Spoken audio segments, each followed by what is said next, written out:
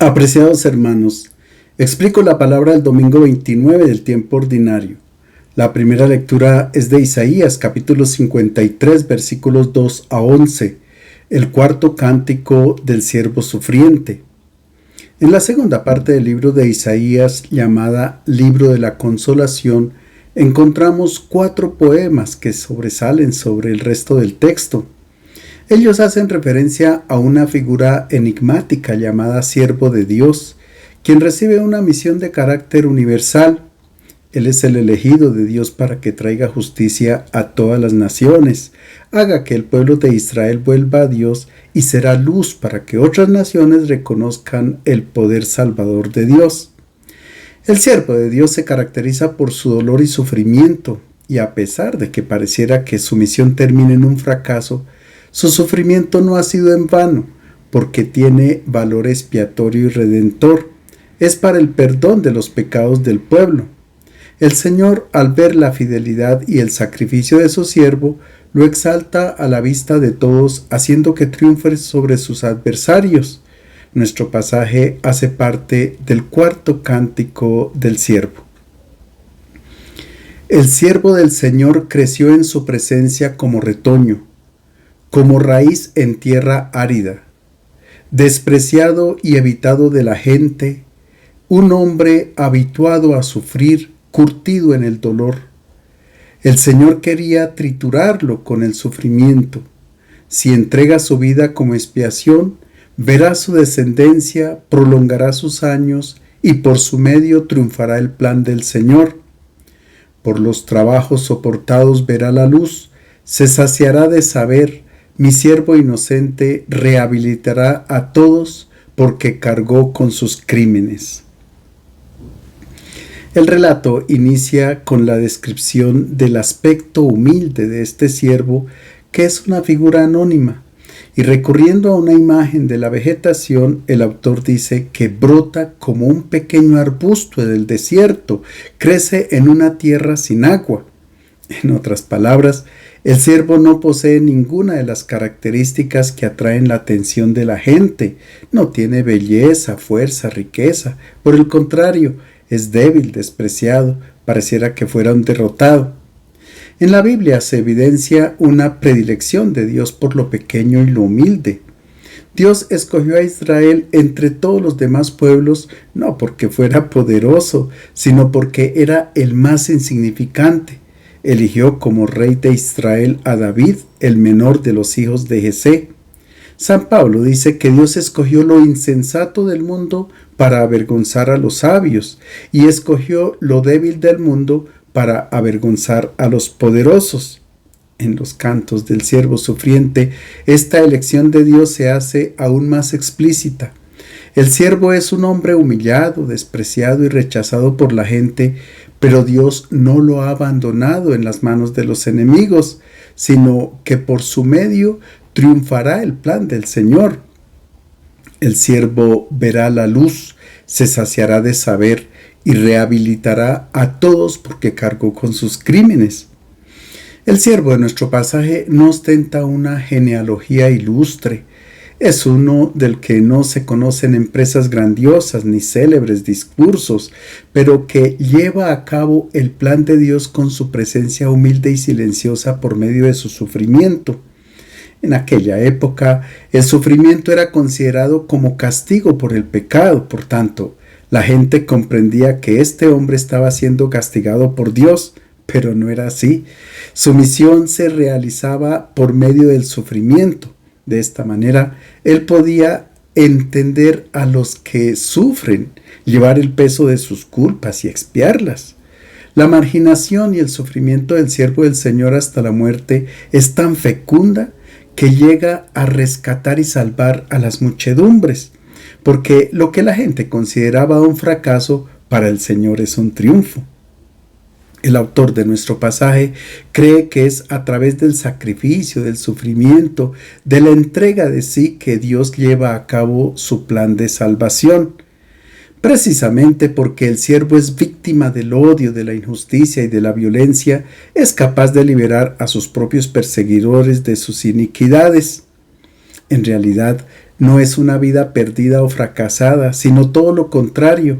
Es una vida fecunda y plenamente realizada que trae liberación, esperanza y amor a la humanidad.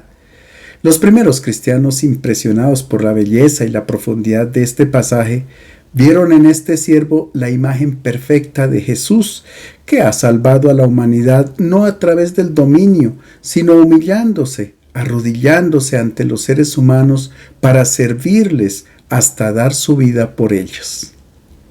La segunda lectura es de la carta a los Hebreos, capítulo 4, versículos 14 a 16. El autor invita a acercarnos con confianza y seguridad al trono de la gracia que es Cristo. La carta a los Hebreos tiene como destinatarios las comunidades cristianas que están pasando por una situación de crisis debido a varias tribulaciones y por consiguiente se han debilitado en su fe, han caído en el desánimo y en la monotonía. Para animar a estas comunidades y revitalizarlas en la fe, el autor presenta el misterio de Cristo, sacerdote por excelencia, que conduce a los creyentes hacia el Padre. Nuestro pasaje hace parte de la segunda parte de la carta, donde el autor presenta a Jesús como el sacerdote fiel y misterioso enviado por el Padre al mundo para transformar los corazones de los seres humanos y acercarlos al Señor. Hermanos, ya que tenemos en Jesús, el Hijo de Dios, un sumo sacerdote excelente que entró en el cielo, mantengámonos firmes en nuestra confesión de fe.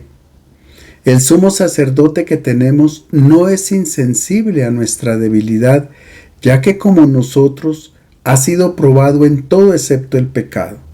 Por tanto, acerquémonos confiados al trono de nuestro Dios para obtener misericordia y alcanzar la gracia de un auxilio oportuno. El autor define a Jesús como excelente sumo sacerdote que entró en el cielo. De esta manera hace referencia a su vida desde el momento de la encarnación. Él se hizo hombre para eliminar el pecado que impedía a la humanidad mantener la comunión con Dios. Después de servir a la humanidad y de entregar su vida por ella, entró en el cielo. Ante esta obra de Dios, el creyente tendrá que responder con fe y mantenerse firme en la confesión de su fe, porque acoger el Evangelio es restablecer la comunión con Dios, es entrar en relación con Él y recibir la vida en abundancia. Si bien es cierto que Jesús es el Hijo de Dios, no es un ser celestial incapaz de comprender a los creyentes en sus sufrimientos cotidianos. Él mismo ha sido sometido a las tentaciones, como nos lo cuentan los evangelios sinópticos. San Marcos deja entender que las tentaciones de Jesús no fueron un hecho puntual, sino que perduraron durante toda su vida. San Lucas sugiere que estas tentaciones continuaron después porque cuando el diablo hubo acabado toda tentación, se alejó de él esperando un tiempo oportuno. Y ese tiempo oportuno es el momento de la pasión, cuando Jesús experimenta toda clase de sufrimientos causados por los hombres. Por tanto, Cristo es capaz de entender nuestras debilidades porque Él mismo fue tentado en todo como nosotros. La única diferencia es que mientras que nosotros con frecuencia somos infieles a Dios, Él permaneció fiel y por consiguiente nunca cometió pecado. Jesús nos ha dejado su ejemplo para que también nosotros nos mantengamos fieles a Dios a pesar de nuestras tribulaciones, de nuestras faltas e incoherencias. Jesús es cercano y sensible a nuestros problemas porque Él no ha aparentado ser un humano, sino que lo es realmente. Ha experimentado todas las dificultades que tenemos que afrontar a lo largo de la vida y sabe lo difícil y costoso que es mantenerse fiel a Dios, sobre todo cuando pasamos por una situación de dolor. Pero gracias a Jesús, sumo sacerdote que asumió nuestra fragilidad, nos encontramos ahora en una nueva situación de gracia y de libertad. Nos acercamos con confianza y con esperanza al trono de gracia que es Cristo. En este sentido, al cristiano se le pide que escuche atentamente el mensaje de Jesús, que lo acoja en el corazón y que lo transforme en obras que conduzcan a la vida. El Evangelio es de San Marcos, capítulo 10, versículos 35 a 45. Los hijos de Zebedeo piden los primeros puestos. Jesús ha emprendido su viaje desde Cesarea de Filipo hacia Jerusalén. En la medida en que avanzan en el camino, Él enseña a sus discípulos acerca de su identidad. El Maestro ya había advertido de manera clara a sus discípulos hacia dónde se estaba dirigiendo y qué implicaba el seguimiento. Les había enseñado que el Hijo del Hombre debía padecer muchas cosas, ser rechazado por los ancianos, los principales sacerdotes y los escribas, ser muerto y después de 3 días resucitar. Los discípulos quedaron desconcertados porque no era para ir a un fracaso que habían dejado todo para seguir a Jesús. Ante este primer anuncio de la pasión, Pedro reacciona fuertemente porque él imaginaba un Mesías guerrero, violento, con afán de poder, que todo el mundo le sirviera, etc. Y Jesús le dice: Pedro, tú no piensas como Dios, sino que razonas como Satanás.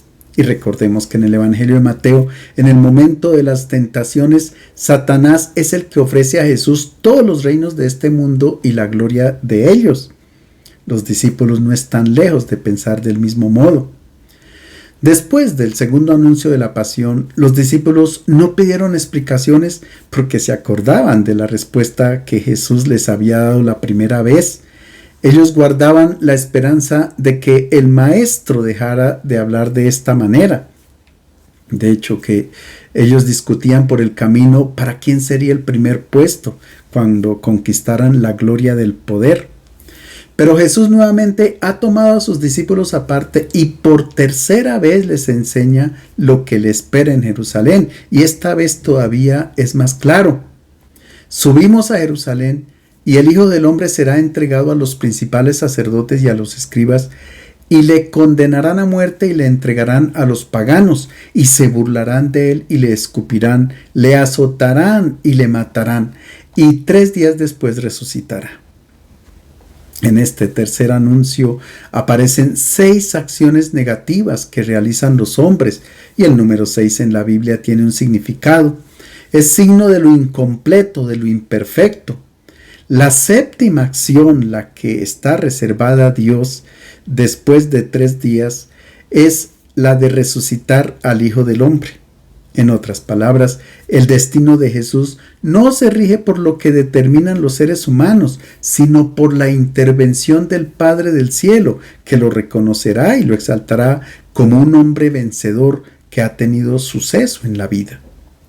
Es ante este tercer anuncio de la pasión que los hijos de Zebedeo, Juan y Santiago, despiertan su afán de poder y piden a Jesús los primeros puestos cuando esté reinando glorioso sobre los demás reinos de la tierra.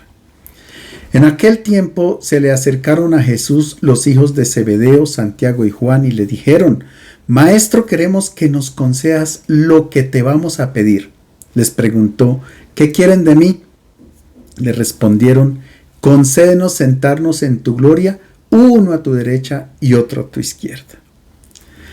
Después del tercer anuncio de la pasión, parece que los hijos de Zebedeo aún no han comprendido casi nada. En general, Marcos en su evangelio hace una presentación negativa de los discípulos. En el pasaje paralelo, Mateo evita decir que los hijos de Zebedeo son quienes piden los primeros puestos. Y Lucas, que se muestra muy respetuoso de las personas, no escribió nada acerca de este episodio. En nuestro pasaje, Santiago y Juan muestran su afán de poder y quieren que Jesús haga como ellos desean. El maestro no reacciona de forma negativa, no les reprocha nada, sino que les pregunta por aquello que desean. También nosotros en la oración podemos presentar con confianza nuestros deseos a Jesús. Él no nos regaña a pesar de que nuestras peticiones no estén de acuerdo con lo que Él ofrece. Él sabe que nos cuesta sincronizar nuestro pensamiento con el suyo y que Satanás trabaja para desviarnos del camino, como lo quería hacer con él durante las tentaciones en el desierto. Por tanto, Jesús nos comprende muy bien. Él quiere que sus discípulos y también nosotros comprendamos que quien quiere dominar sobre los otros no es un humano. Un humano es quien es capaz de ponerse al servicio de su semejante. Los hijos del Zebedeo piden sentarse el uno a la izquierda y el otro a su derecha cuando esté en la gloria de su reino sobre los demás pueblos. Sentarse a la izquierda o a la derecha es una imagen tomada de las cortes reales de los soberanos del antiguo Medio Oriente. El rey se sentaba en el trono y a su derecha e izquierda estaban los militares más notables o las personas más importantes. Los discípulos piensan ocupar estos puestos en la gloria de Jesús, es decir, cuando Él acabe con los enemigos, tal vez violentamente, y comience un reino de poder como los que ellos están acostumbrados a ver. En el episodio de la transfiguración, donde estaban presentes también Santiago y Juan, Jesús se presentó en su verdadera gloria, y a su izquierda y a su derecha estaban Moisés y Elías, los dos grandes profetas del Primer Testamento. Es posible que los hijos de Zebedeo también pretendan ocupar los puestos de estos dos personajes. Ser grandes, gloriosos o ser los primeros no es malo porque es una pulsión que está dentro de nosotros, es algo instintivo. Lo que importa es saber qué significa ser grande y glorioso, distinguir muy bien lo que es la gloria y lo que es la vanagloria. Los hijos de Zebedeo comprenden lo que es la gloria para el mundo. La lógica del mundo nos propone sobresalir sin importar los medios, acumulando dinero, buscando el prestigio, pretendiendo que nos sirvan, etc. En hebreo, gloria se dice kabot y significa lo que es pesado, consistente, una vida que no es vana. De hecho, se utiliza esta palabra para expresar la revelación de la grandeza, el esplendor y la belleza de una persona y, por supuesto, la gloria de Dios. En el libro del Éxodo, Moisés pide a Dios: «Te ruego que me muestres tu gloria». Y él respondió: «Yo haré pasar toda mi bondad delante de ti y proclamaré el nombre del Señor delante de ti. Y tendré misericordia del que tendré misericordia y tendré compasión de quien tendré compasión». Dios presenta su gloria como misericordia y compasión infinita para con todos sus hijos. Los seres humanos se equivocan al proyectar en Dios sus ideales de grandeza. En el pasado, los israelitas lo imaginaban glorioso cuando vencían en batalla a sus enemigos, cuando sus devotos se inclinaban a Él para servirlo, ofreciéndole sacrificios, holocaustos, cuando infundía miedo a quienes transgredían sus órdenes. Todavía hoy tendemos a presentar a un Dios glorioso al final del mundo, cuando castigue a quienes se equivocan en la vida. Este no es el rostro bello y misericordioso del Padre que nos reveló Jesús de Nazaret. San Pablo dice que es en el rostro de Jesús donde nosotros podemos ver la gloria y la belleza del rostro de Dios. En la segunda carta a los Corintios afirma el apóstol: «Pues Dios, quien dijo que haya luz en la oscuridad, hizo que esta luz brille en nuestro corazón para que podamos conocer la gloria de Dios que se ve en el rostro de Jesucristo». Por tanto, si nosotros queremos ver la gloria de Dios, tendremos que fijar la mirada en Jesús de Nazaret.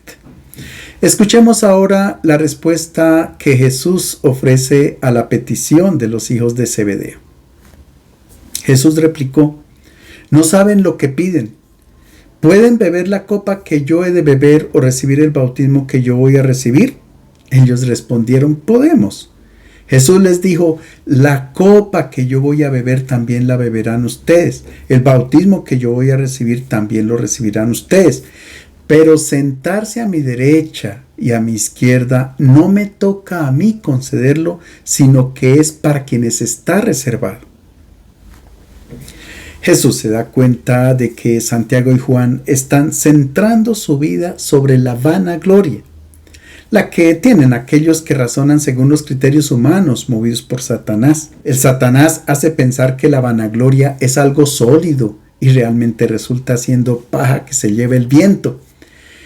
La gloria que Jesús propone es opuesta a la vanagloria. Es la de quien se hace pequeño y humilde para servir al hermano.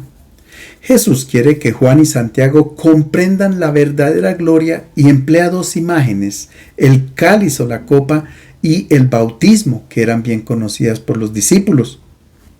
En el Primer Testamento, La copa a veces tiene un sentido positivo, como por ejemplo en el Salmo 16, el Señor es parte de mi herencia y de mi copa. Y con más frecuencia tiene un sentido negativo, como dice Isaías, despierta, despierta, levántate Jerusalén, tú que has bebido de la mano del Señor la copa de su furor, que has bebido el cáliz del vértigo hasta vaciarlo. Según la Biblia, compartir el cáliz con alguien significa compartir su destino, sea bueno o malo. En el Getsemaní Jesús ora empleando esta imagen cuando dice: Padre, para ti todas las cosas son posibles, aparta de mí este cáliz, pero no sea lo que yo quiera, sino lo que tú quieras. A Jesús se le pide el don de la vida para que pueda brillar en plenitud sobre su rostro la gloria de Dios, el amor de Dios. Con el don de la vida de Jesús brilla el amor de Dios para con la humanidad. La segunda imagen, la del bautismo, tiene el mismo significado, indica el paso a través del sufrimiento y de las aguas de la muerte. Las angustias y sufrimientos a los que está sometido el justo son comparados frecuentemente en la Biblia con una inmersión en aguas profundas o también con el rugir de olas impetuosas. El bautismo de Jesús indica ir a lo profundo, atravesar las aguas de la muerte. Tener parte en la gloria de Jesús significa para el discípulo participar hasta el fondo de la decisión del Maestro de amar y de donar la vida. Santiago y Juan se muestran disponibles a beber la copa que Jesús ha de beber o a recibir el bautismo que Jesús va a recibir. Desde el punto de vista histórico, así fue. Cuando Marcos escribe el Evangelio por el año 70, las cosas habían cambiado radicalmente. Santiago ya había dado su vida por Cristo. Él murió como mártir en Jerusalén bajo la persecución de Herodes Agripa. Por aquella misma época, Juan estaba en Éfeso, entregado generosamente a la causa del Evangelio. Ambos demostraron al final haber comprendido la enseñanza del Maestro y haber bebido el cáliz y recibido el bautismo. De esta manera se ganaron una inmensa veneración en la primitiva comunidad cristiana. Tal vez por este motivo es que Lucas no reporta el episodio y Mateo lo modifica asegurando que fue la madre y no ellos la que hizo la petición a Jesús, utilizando palabras más corteses que las que emplearon los dos discípulos en nuestro pasaje. Jesús responde a los hijos de Zebedeo diciendo que él no puede conceder el puesto a la izquierda o a la derecha, porque es para quienes ha sido preparado. Y aquí aparece un pasivo divino. Es decir, es Dios quien reserva el puesto a la derecha o la izquierda. Ha sido reservado quiere decir que es un don y que por tanto es gratuito. No hay que ganárselo, no hay que presentar algún mérito. Es un don reservado para quien se asemeja totalmente a Jesús en el servicio y en la donación de la vida. Escuchemos cuál es la reacción de los otros discípulos que están con Jesús. Cuando los otros 10 lo oyeron, se enojaron con Santiago y Juan. Pero Jesús los llamó y les dijo: ¿saben que entre los paganos los que son tenidos por gobernantes dominan a las naciones como si fueran sus dueños y los poderosos imponen su autoridad? No será así entre ustedes. Más bien, quien entre ustedes quiera llegar a ser grande, que se haga servidor de los demás. Y quien quiera ser el primero, que se haga servidor de todos. Porque el Hijo del Hombre no vino a ser servido, sino a servir y a dar su vida como rescate por muchos. Los otros 10 discípulos se indignan ante la petición de los hijos de Zebedeo, no porque piensan que estos 2 discípulos están equivocados, que han comprendido mal las enseñanzas de Jesús, no. El motivo es que ellos también quieren ser los primeros. En otras palabras, todos los 12 discípulos están lejos de comprender al Maestro. Fue de camino a Jerusalén y ante los ojos del mismo Jesús que ocurrió el primer cisma de la iglesia. 2 contra 10 y 10 contra 2. de acuerdo con la historia de Israel, fue a causa del deseo de poder que 2 tribus se aliaron contra las otras 10 y las 10 contra las 2.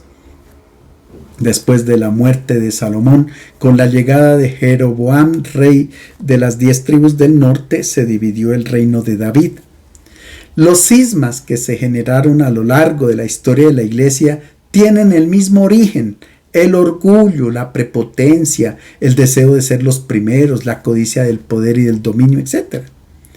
La división entre los discípulos no se originó por una discusión teológica o por rechazar algún dogma, sino por la ambición del poder y la lucha por los primeros puestos.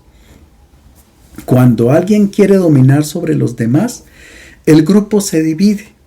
Ni siquiera un sistema democrático elimina las rupturas, porque éste no las cura de raíz, sino que todo se reduce a un juego de equilibrios, a un intento por reconciliar los egoísmos contrapuestos.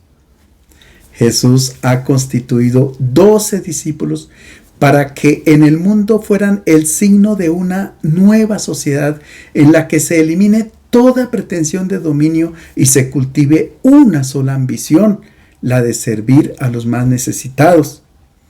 Pero la mentalidad de este mundo se ha infiltrado desde sus comienzos en la comunidad cristiana, haciendo que a lo largo de los siglos prevalecieran los criterios mundanos del dominio, del afán de poseer y acumular y de esclavizar. Los papas en la iglesia amaban ser coronados con la tiara, que era el símbolo de la autoridad y la jurisdicción universal del obispo de Roma. El origen de la tiara es incierto, pero en el siglo XIII consistía en una sola corona. Un siglo más tarde fue añadida otra y una tercera a los pocos años, resultando 3 coronas superpuestas que simbolizaban los 3 poderes del Papa: Padre de los Reyes, Rector del mundo y Vicario de Cristo. Cuando Pablo VI fue elegido Papa, realizó un gesto histórico. Se puso la tiara en la cabeza e inmediatamente se la quitó, y esta vez para siempre. Ser 3 veces rey era un símbolo demasiado ambiguo e incompatible con la única diadema gloriosa que había adornado la cabeza del Maestro, la corona de espinas. En nuestro pasaje, Jesús llama a sus discípulos para que se acerquen, no porque físicamente estuvieran lejos, todos están a su alrededor.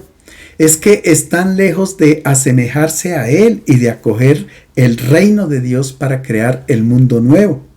Jesús les dice: ¿saben que entre los paganos los que son tenidos por gobernantes dominan las naciones como si fueran sus dueños, y los poderosos imponen su autoridad? Jesús habla con ironía, porque quienes debieran servir a sus pueblos son los primeros en oprimirlos y esclavizarlos.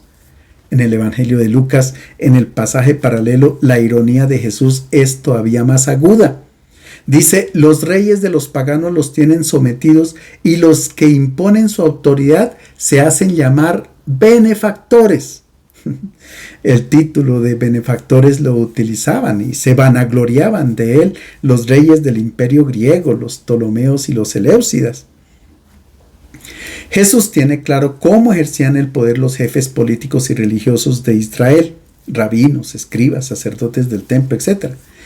Todos ejercen el poder del mismo modo, imponiendo su voluntad, buscando sus propios intereses, reteniendo para sí toda clase de privilegios y exigiendo que los llamen por sus títulos y siendo honrados por todos. Los discípulos se deben distanciar enormemente de este tipo de autoridad. Jesús les da una orden clara y contundente: no será así entre ustedes.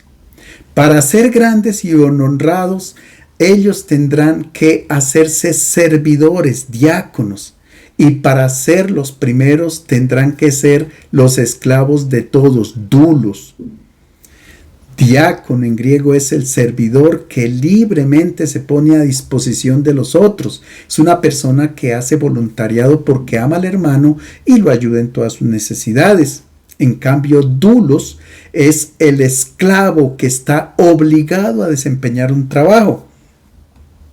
El esclavo no se pertenece a sí mismo, sino a un patrón y tiene que obedecer siempre sus órdenes. Jesús dice a sus discípulos: ustedes tendrán que ser diáconos y esclavos. El patrón del discípulo de Cristo es todo aquel que tenga necesidad de su servicio. Hacerse esclavo de todos implica ir más allá de prestar un servicio a quienes nos caen bien o a quienes nos pueden devolver el favor o simplemente que nos puedan dar gracias. No. Aquí hay que incluir a quienes en vez de darnos gracias nos ofenden, o incluso hay que servir con amor a quienes se declaran como nuestros enemigos. Los discípulos de los rabinos seguían al maestro, aprendían sus enseñanzas, obedecían todas sus órdenes, iban a pie mientras el rabino cabalgaba sobre un asno, se mantenían a una distancia prudente y se prestaban a asumir todos los servicios, incluso los más humildes como limpiar su casa y lavar sus pies. Estaban dispuestos a rebajarse a fin de ser algún día ellos mismos rabinos y tener derecho a los mismos privilegios y a la misma alta posición social del rabino maestro. Jesús rechaza esta lógica. No quiere que nadie le sirva. No pide que le laven los pies, sino que es él mismo quien se inclina para lavar los pies de los discípulos. Ahora Jesús afirma: el Hijo del Hombre no vino a ser servido, sino a servir y a dar su vida como rescate por muchos. Mientras que nosotros hemos inventado a un Dios que es servido por el ser humano, Jesús nos presenta el verdadero rostro de Dios. Jesús nos ha hablado solamente de un Dios que sirve al ser humano. Jesús ha dado su vida en rescate por muchos. Goel es una palabra hebrea que identifica al que rescata, al liberador, al que cumple una acción para salvar la vida de otra persona. El rescate, el litron en griego, era entendido como el precio o valor que se debía pagar para rescatar a un familiar que había caído en la esclavitud o en la prisión. Si no tenía dinero, se ofrecía la propia vida para liberar a su hermano. Jesús ha venido a liberarnos de la esclavitud de Satanás, que es un tirano, que nos lleva a construir la vida de acuerdo con su grandeza, que no es gloria, sino vanagloria. Para rescatarnos de la esclavitud del mal y para que nos asemejemos al Padre del cielo, Jesús ha tenido que donar su vida. Solamente cuando nosotros asumamos la vida de Jesús y su evangelio, nos podremos liberar de las grandezas de este mundo que son efímeras y vacías. Les deseo un feliz domingo.